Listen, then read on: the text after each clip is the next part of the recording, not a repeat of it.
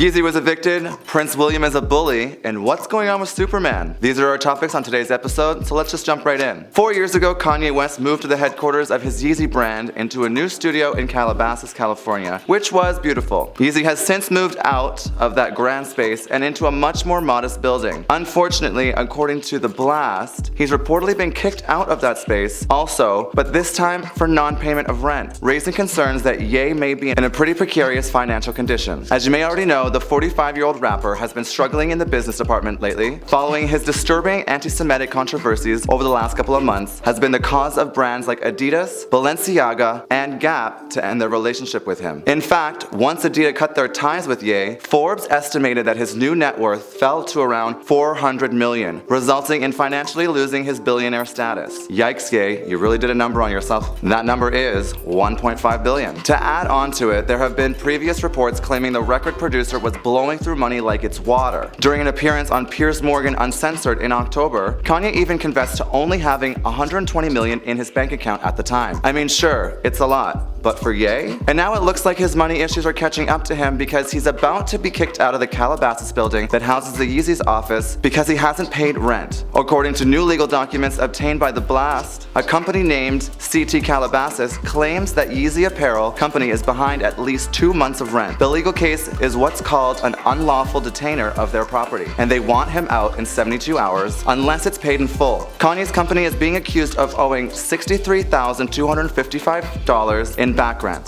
The company claims it signed a deal with Kanye's brand way back in 2015 when it was still called West Brands Fashion. In 2016, they say Yeezy Apparel merged with Kanye's other company, thereby succeeding West Brand interest in the lease. At the time, Yeezy did agree to $31,477 a month for the office space. The landlord claims they haven't been paid for November or December and want him out. The eviction notice reads, within 3 days after the service of this notice on you, you must pay the amount of said rent in full or quit said premises and deliver up possession of the same to authorized agent for your landlord. It also says if you fail to pay or quit, legal proceedings will be instituted against you for possession of the premises, forfeiture of the agreement, and for monetary damages as may be allowed by law. You are further notified by this notice the landlord elects to and does hereby declare a forfeiture of said lease if said rent is not paid in full within 3 days. The building owner is seeking past due rent, reasonable attorney fees, forfeiture of the agreement, and damages at the rate from January 1st, 2023. Kanye reportedly leases 15,000 square feet of office space from CT Calabasas, with the majority of the office space used for his design studio. The 15,000 square feet of the space of the Calabasas building also reportedly includes production facilities for his Yeezy brand clothing line, a recording studio for his music, along with the design spaces. Ye's Yeezy brand is said to also owe $610,000 to the federal government in tax liens. The embattled mogul has also been slapped with a lawsuit from a creative director claiming Kanye owes her nearly $100,000 for a contracted photo shoot she did featuring the rapper and his sunglasses line. Well, Ye, looks like you dug yourself quite the hole, a really, really deep hole.